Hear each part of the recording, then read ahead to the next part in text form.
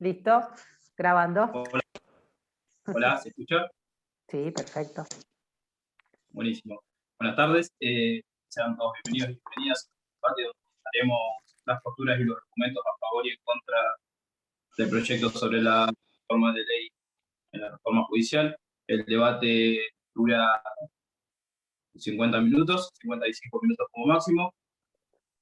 Cada grupo tendrá 2 tandas donde llevar a cabo el debate. Cada uno tendrá un presentador que introducirá la participación de su equipo en la problemática planteada y de acuerdo a la postura que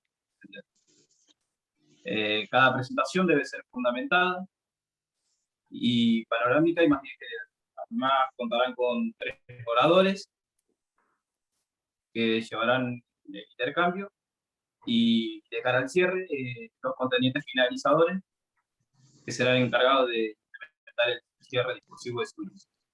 Así que no sé quién del grupo número 1 tomará la palabra para comenzar con el debate. Yo. Buenas, soy Sol. Bueno, yo soy la presentadora de mi grupo que está a favor de esta reforma. Estamos compuestos por Agustina Diel, Delfina Duedra, Delfina Carmona, Gonzalo Brandana, Ina Ayase Montenegro y yo, que soy Sol Casajus. Es de público conocimiento las falencias que tiene la justicia argentina en la actualidad. Que se lleve a cabo una reforma nos compete a todos, es necesario para todos, porque se debe mantener el orden social y asegurar el bienestar común de la sociedad, de la población. La emergencia por el coronavirus postergó la presentación de este proyecto y finalmente el 29 de julio del año pasado, nuestro presidente Alberto Fernández pudo presentar el proyecto de ley de organización y competencia de la justicia federal. Esta iniciativa tuvo un mes después, el 28 de agosto del año pasado, tuvo la aprobación por la Cámara de Senadores y actualmente espera la aprobación por la Cámara de Diputados. Nosotros creemos firmemente que es una ley necesaria para el país y el pueblo, ya que pasaron 8 años desde la reforma anterior, que fue el 25 de abril de 2013, en el gobierno de Cristina Fernández de Kirchner, llamada democratización de la justicia. En todos estos años, el gobierno, por los gobiernos que pasó el país, nuestro país cambió y debemos mantener el rumbo hacia una sociedad en ascenso. O sea, ahí termina mi presentación. Perfecto. No sé quién va a continuar. Yo continúo, soy la presentadora del grupo 2. Disculpame, Natalia, ¿tenés el micrófono abierto y recién apagá un poquito? Perfecto. Bueno, ¿ahí te escuchás? Sí. Bueno, buenas tardes. Sí.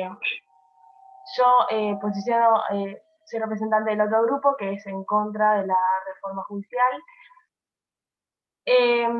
Nosotros consideramos que el proyecto así planteado no refleja, y no solucionaría nada el problema actual de la justicia. Sus fallas actualmente. Por varias razones. La primera es más que nada lo epidemiológico, que bueno, como ya sabemos, no estamos en un contexto para hacer un proyecto de reforma judicial, ya que el Estado está encargado de muchas otras cuestiones sobre la pandemia y muchas otras instituciones están ahí, y hay muchos recursos que ya están utilizados y no creemos que sea el momento adecuado para este proyecto. También nos resulta muy poco creíble la idea de duplicar juzgados, unificar fueros, entre todas las otras cuestiones que plantea la reforma, que esto sea beneficioso para el pueblo y para la sociedad en general, digamos, que son las víctimas de este mal sistema de justicia. También hay otras cuestiones como la corrupción, que es histórico en este país.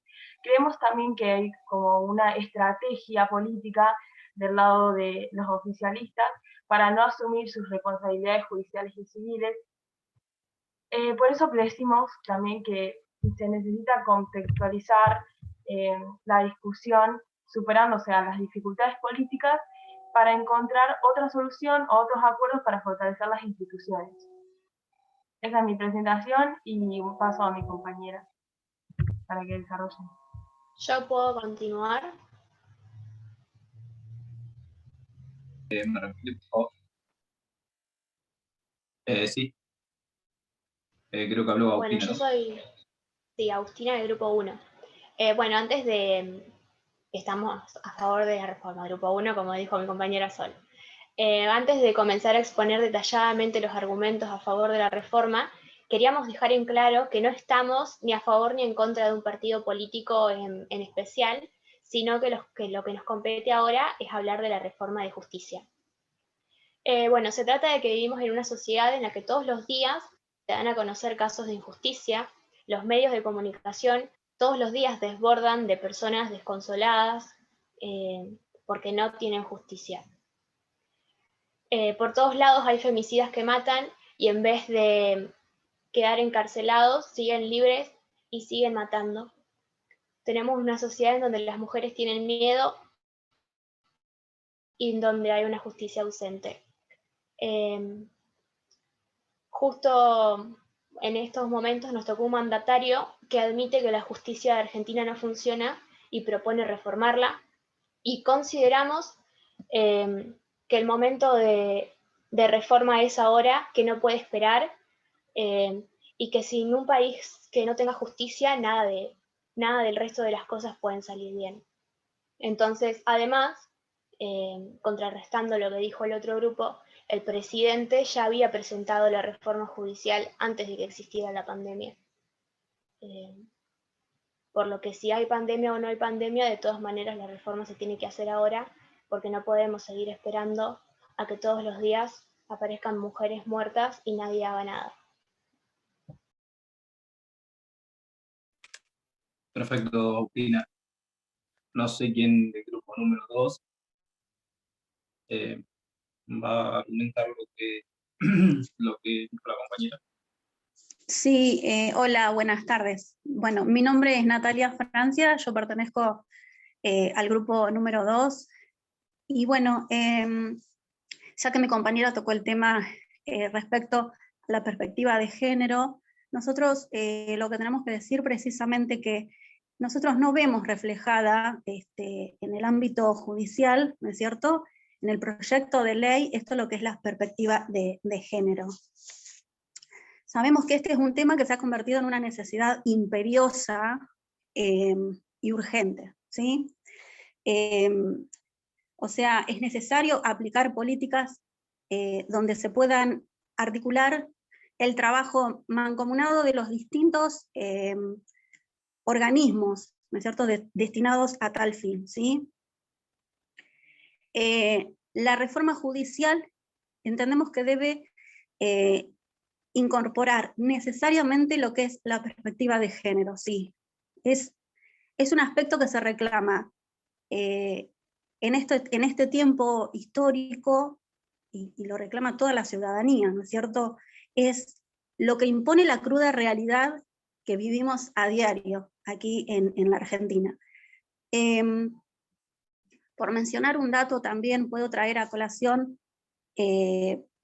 hay mucha demora de la puesta en marcha de distintas leyes que podrían haber dado una vuelta, ¿no es cierto?, en la historia, ¿sí? ¿Qué quiero decir con esto?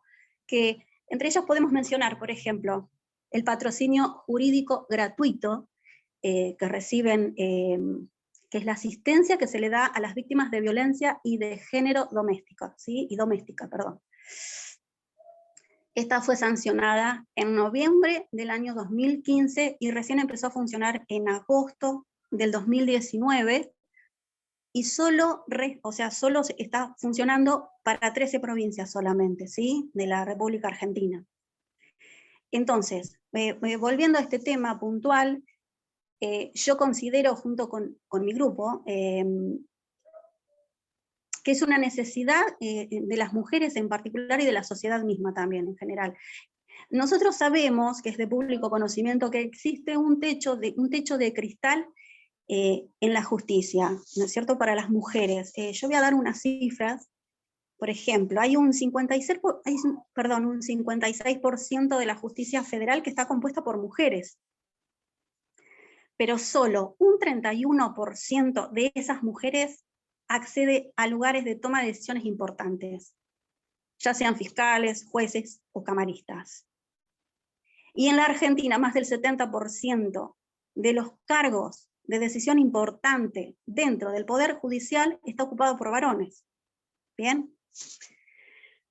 Tal vez sea un caso emblemático, que está a la vista de todos esto que voy a decir, pero en la cúspide del Poder Judicial de la Argentina, la Corte Suprema de la Justicia de la Nación tiene solamente una mujer entre sus 5 miembros.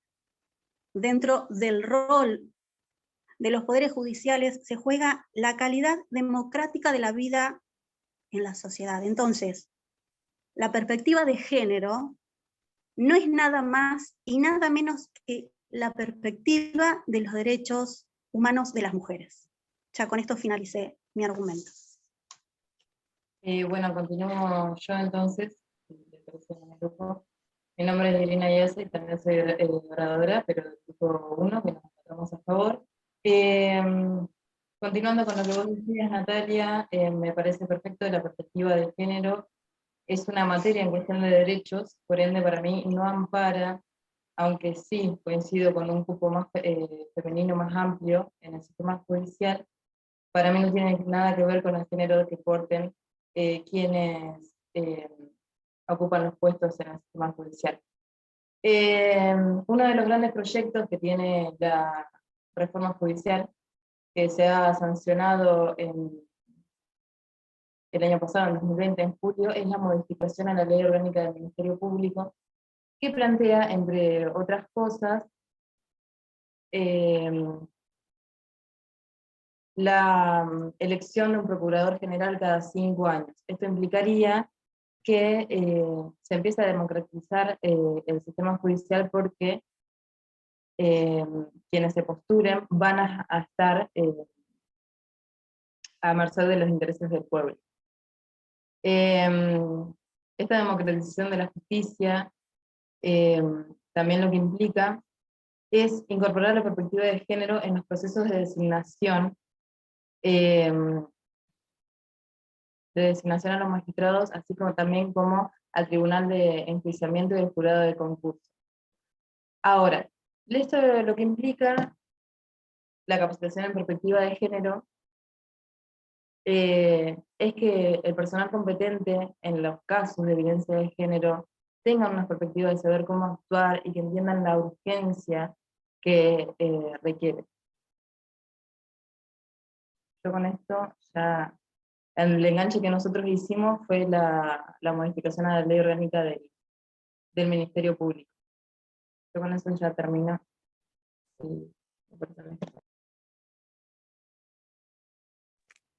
Bien, no sé quién...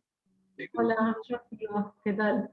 Bueno, yo soy Laura, y retomando un poco lo que planteó Agustina, y para que no te vea el nombre, bueno, nosotras consideramos que en principio esta reforma, este proyecto, no contempla lo que es fundamental, que es la organización judicial actual, su funcionamiento. Entonces, estas cuestiones de género, de perspectiva de género, hay leyes que implementan su uso, pero bueno, es precisamente en el funcionamiento en donde está la falla. Entonces consideramos que la estructura, la reforma estructural, el problema estructural del sistema judicial no se va a solucionar aumentando los juzgados, o agregando gente, o con respecto a los jueces con nuevos nombramientos, o reacomodamiento de los mismos. Porque en definitiva lo que va a hacer eso es multiplicar el problema, la cuestión de base. Nosotros entendemos que ustedes están convencidos por dotar al sistema de recursos, dotar de recursos a un sistema que ya está funcionando, y que en definitiva eso no va a reflejar ningún cambio práctico, porque lo que planteamos nosotros es que la reforma no considera o no tiene en cuenta la organización judicial. ¿Con esto qué quiero decir? Que por ejemplo, no sé, para aclarar la idea, piensen en un postre, un ejemplo, ¿no? El postre se prepara con ciertos ingredientes y con determinada proporción. Si ustedes a esas proporciones las duplican, lo que van a obtener es el mismo postre, solo que el doble de grande. Entonces, lo que nosotros queremos hacer hincapié en que este proyecto de reforma no focaliza el análisis en lo que es la organización judicial. Por eso estamos en contra. Otra cuestión también importante, y que nosotros notamos que tienen diferencias, es con uno de sus objetivos básicos, que es el sistema acusatorio, por ejemplo. En ese sentido, no queda claro por qué van a aumentar en mayor cantidad los juzgados en lugar de equipararlo con las fiscalías, cuando sabemos que son las fiscalías las que llevan adelante todo lo que se trata con el sistema acusatorio. Es decir, son los fiscales los que inician las investigaciones y los que llevan la acusación a su puesto. Entonces, lo que implica esta desproporción, es decir, este aumento en comparación, que no debería ser por ahí equitativamente, puede llevar a generar un colapso que después el propio sistema acusatorio no esté a la altura, o que no pueda sostenerlo. Por eso nosotros nos basamos principalmente en que este actual proyecto de reforma no hizo un análisis ni cuantitativo ni cualitativo en lo que tiene que ver con el funcionamiento y la organización del sistema judicial actual, como para pretender una reforma en cantidad. Listo, terminé mi argumento. Perfecto, Laura. No sé quién del grupo número 1 va a contestar. ¿A la compañera? Yo quisiera decir, en cuanto a lo que dijo Micaela, que estamos en una pandemia, que la pandemia sirvió para visibilizar que los femicidios aumentaron y que las denuncias por violencia de género disminuyeron debido a que las mujeres, en la mayoría de los casos, están viviendo con sus agresores. Y por otro lado, hubo un aumento de llamados a las líneas de contención y el uso de redes sociales, y que por la falta de contacto y vinculación con gente de afuera del hogar, esas mujeres no pueden recibir ayuda, y tampoco puede intervenir gente cercana para detectar situaciones de violencia y requerir así la ayuda del Estado. Entonces, para nosotros es necesaria una reforma judicial que cuente con perspectiva de género y que acompañe a las víctimas para que no haya más femicidios.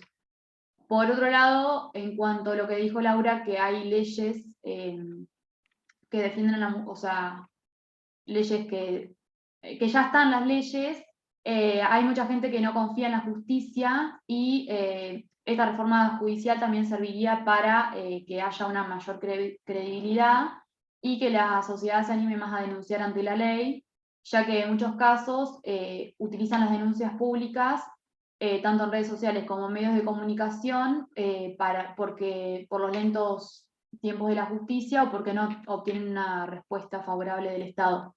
Por ejemplo, son muchos los casos en que las mujeres denuncian por sus redes a sus agresores o escrachan a quienes las acosan o las violentan, y son cuestionadas porque no lo hacen ante la ley, pero en los casos que denuncian ante la ley no reciben ninguna contención ni ninguna ayuda ni una respuesta.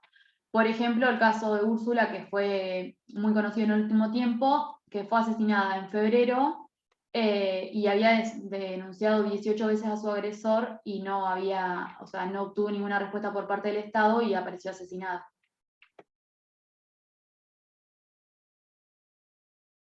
No sé si puedo intervenir o sigue Si alguien del grupo 1 más quiere aportar a lo que dijo la compañera, si no, Laura, puedes activar el micrófono. No, yo quería seguir focalizando en que hay un montón de esos aspectos que vos nombrás, Delfina, que tienen que solucionarse, pero no nos decís, el proyecto no explica cómo. Entonces seguimos en lo mismo, en que la funcionalidad deberíamos tratar de acomodarla ahora. Es decir, con pandemia no sabemos hasta cuándo vamos a estar, o sea que tampoco nos garantiza que aumentar las capacidades o duplicar o este sistema va a ser más beneficioso o que va a incorporar y que va a poner en funcionamiento como se debe la perspectiva de género, porque vamos a estar en las mismas condiciones en las que estamos ahora. Entonces lo que se intentaría es por ahí reorganizar, reacomodar el funcionamiento ahora y esperar que en algún momento por ahí estemos en una situación mejor. No.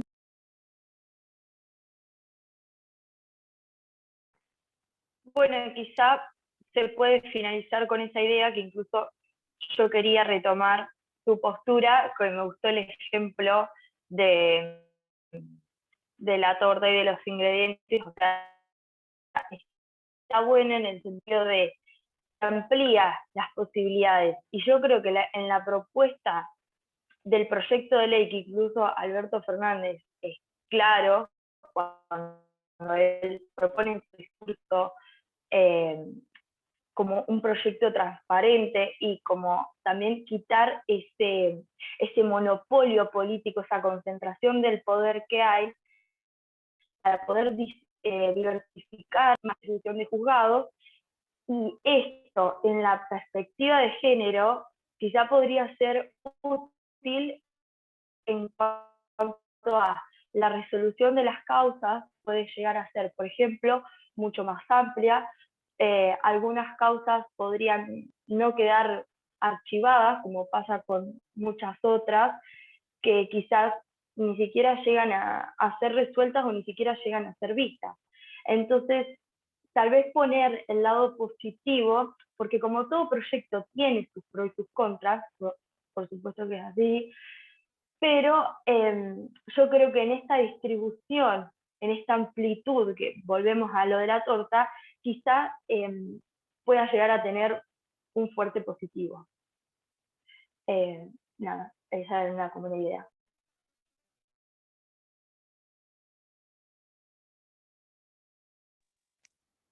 Perfecto. No sé quién del grupo 1 va a continuar.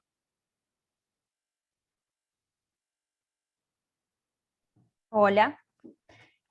Yo voy a hablar de la corrupción que se da en esta reforma, que se ve claramente como es una estrategia política para que una figura política no asuma sus responsabilidades tanto civiles como jurídicas e institucionales. El lawfare es un mito que se da desde el oficialismo, donde se dice que no va a haber una intromisión dentro del poder político, el poder político no se va a intrometer dentro del poder ejecutivo. Pero no es lo mismo que se está haciendo en la reforma, donde se está viendo que el poder ejecutivo está metido justamente en el poder político está metido justamente en el ejecutivo. Bueno, entonces, además de esto lleva a que haya un sistema democrático en falta, y también deja en duda a las instituciones. También se ve que dentro de la reforma, en la designación de jueces en los tribunales, esto va a llevar años para tener jueces titulares. Y estos jueces titulares serán designados a través de concursos, que estos concursos van a ser hechos por el Consejo de la Magistratura, que está lleno de vicios políticos, y además de eso, también hay una manipulación de parte de ellos a través de los concursos que se da, o sea, acá se ve el gran caso de corrupción que hay. Entonces, además de esto, los jueces, que van a quedar subrogantes, llamados así, van a estar a cargo de las causas que se le van a imponer a este nuevo gobierno. Así que los nuevos juzgados, además, se van a juntar con los juzgados anteriores, y estos juzgados tienen vacantes que van a ser designadas a través del presidente también. Ahí hay otra manera de corrupción, y además dentro de la comisión de notables no se incluye nadie que esté dentro en la corte, de que sea ex integrante. Entonces, están hablando de una causa sin tener conocimiento dentro de esta. A su vez, esta comisión de notables sí tiene hombres y mujeres destacados en el ámbito académico, pero estos han presentado una afinidad con el kirchnerismo. Entonces, la pregunta es si la política está dispuesta a perder el control de los tribunales.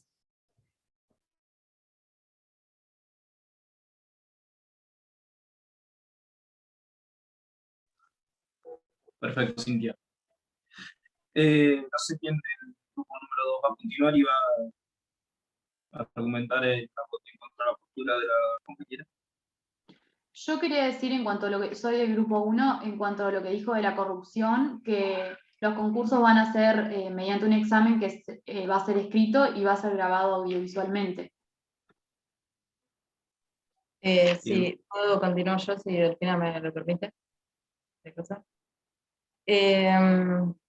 Bueno, más allá de que los exámenes sean, van a ser grabados, van a estar también dispuestos al público, por lo tanto, todo nuevo personal va a entrar mediante un concurso. En cuanto a los casos de corrupción, me parece que la justicia argentina a lo largo de la historia ha dejado pasar muchos por encima que no tienen nada que ver directamente con las banderas políticas que están dividiendo la grieta. Ya no estamos hablando de macrismo ni de kirchnerismo, porque también en el 2016 fue cuando durante el gobierno macrista se le perdonó la deuda a la familia Macri por el correo argentino, y también cuando se forzó la renuncia de la procuradora Carbó, y se le dispuso el puesto de Procurador General de la Nación a Cabas, y sigue siendo hace 3 años interino y temporal. Si hablamos de una justicia que esté libre de banderas políticas, también tenemos que tener en cuenta que la unificación del Tribunal Oral Federal, que se encarga de los casos de corrupción, de secuestros, de lavado de dinero y demás, junto con el Tribunal Oral en lo penal económico, crearían un total de 16 tribunales con 48 jueces. Es imposible que 48 jueces estén comprados por un solo partido político, y que es algo que no va a pasar porque también se está hablando de la intervención de la reforma en los sistemas de inteligencia. Alegar a que una reforma judicial es una estrategia política, me parece que es retrasar el cambio que merece, que se tiene que dar en el sistema judicial. Este argumento siempre va a estar presente, estando el partido político que esté, se va a alegar de que es para usarlo a su favor, mientras que lo único que concluye es en el seguir postergando una reforma judicial que a lo largo de la historia es la 11ª vez que se presenta. Si seguimos pensando que siempre es para beneficiar al presidente que esté de turno o a la presidenta que esté de turno, vamos a seguir teniendo una justicia que demuestra falencias todos los días y que termina siendo más injusta para el pueblo de lo que debería ser. Perfecto. Bueno, a modo de cierre, no sé, los 2 contendientes finalizadores por cada equipo que son encargados de implementar el cierre discursivo de su postura, no sé quiénes serán los encargados o las encargadas. Yo empiezo con el cierre 1. Perfecto, tiene 3 minutos cada una para poder finalizar. Bueno, en todo este contexto está claro que hay que cambiar el funcionamiento actual de la justicia porque realmente no estamos viendo resultados. Pero a este funcionamiento lo podemos cambiar con herramientas que ya tengamos a la mano, como puede ser una pequeña inversión en vez de hacer toda una reforma. Y con esta inversión económica lo que se podría conseguir es la capacitación del personal en aspectos relacionados con violencia de género y violencia institucional, y también la digitalización del sistema. También lo que se tiene que hacer es exigirle al Consejo de la Magistratura un mayor compromiso a la hora de sancionar a los funcionarios que no cumplan con sus funciones públicas. Y también que este mismo Consejo incorpore la perspectiva de género al momento de designar a los fiscales y jueces. Esto podría lograr que se realicen condenas, que se realicen sentencias menos machistas y patriarcales, que como se estuvo hablando recién, las que más sufren son las mujeres.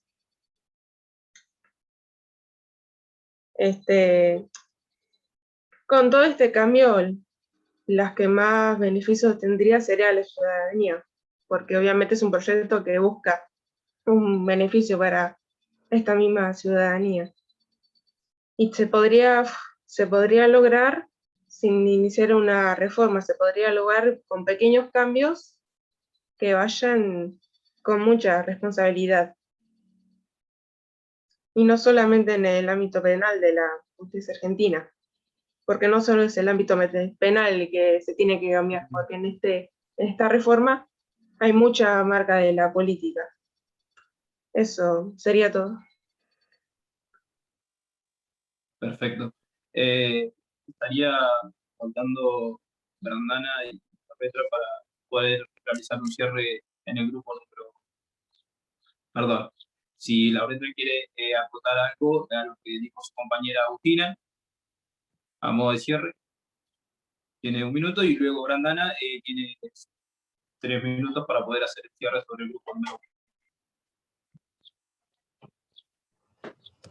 1. Buenas tardes.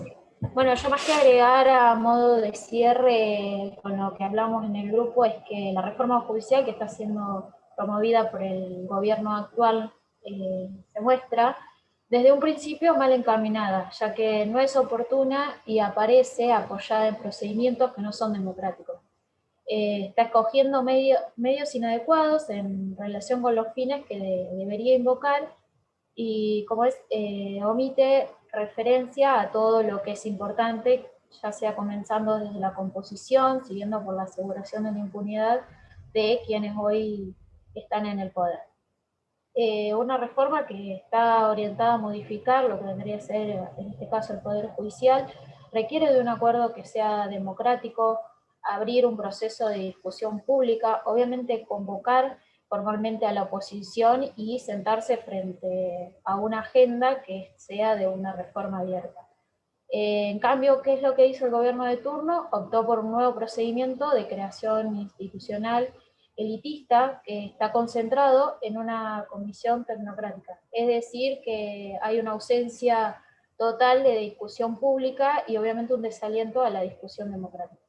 Y a modo de cierre, resulta obviamente que algo indispensable que los procesos de la reforma en este caso como es la reforma de la justicia, se realicen a partir de un procedimiento que sea democrático, obviamente siguiendo por un debate amplio que permita la expresión de todos los actores que estén involucrados en la discusión de las ideas. Y para llevar esto adelante se deben tener en cuenta los costos institucionales y económicos. Perdón. Te quedan unos segundos. Sí, perdón. Bueno, y que la reforma genere y convocar e incluir a ciudadanos, expertos, a funcionarios y a organizaciones para tener un debate real y reflexivo que logre los consensos que sean necesarios para un diseño institucional que sea eficiente, democrático y obviamente que respete siempre la Constitución Nacional. Gracias. Perfecto. Gonzalo, cierre de tu grupo. Sí, yo a modo de cierre quería concluir primero con respecto a una de las intervinientes del grupo 2, con respecto a la perspectiva de género, cuando dio el dato de que solo 31% de mujeres dictaban fallos. Lo que busca esta reforma, como lo dijo mi compañera anterior, Delfina, era la creación de imparcialidad a la hora de optar por los cargos, ¿Y eso a qué nos hace referencia? Vamos al ejemplo de lo que pasó con el juzgado de Zapala, en el caso de la jueza Leticia Lorenzo, cuando resolvió, luego de la sentencia dictada por el Tribunal de Impugnaciones de la provincia de Neuquén, resolvió enviar a un violador, a un hombre acusado de violación, perdón, a convivir con 5 menores de edad, entre los cuales uno de ellos estaba la víctima de aquel acto, sin, pasando por arriba, si queremos decir, el informe socioambiental con respecto a las condiciones de habilitación del hogar, por lo cual, desde esta resolución, lo que se plantea es no solo generar imparcialidad a la hora de testear, de examinar a los jueces que dictarán las futuras sentencias, sino elegir los cargos mediante mediante un proceso de quienes estén más aptos. Por otro lado, para cerrar, el gobierno no solo busca, por otro lado, con esta reforma y en caso de su aprobación, busca, por un lado, aumentar o incrementar su confiabilidad frente a la nación, no solo reforzar su carácter frente a... ¿Menos cuánto? Menos de un minuto. No solo busca permanecer su electorado, sino implicar más a base de beneficios futuros con respecto a las legislativas del 21 y las presidenciales del 2023. Por otro lado, buscará dar un antes y un después a la hora de sancionar leyes y de la participación ciudadana con respecto al proceso democrático de la participación en los procesos judiciales.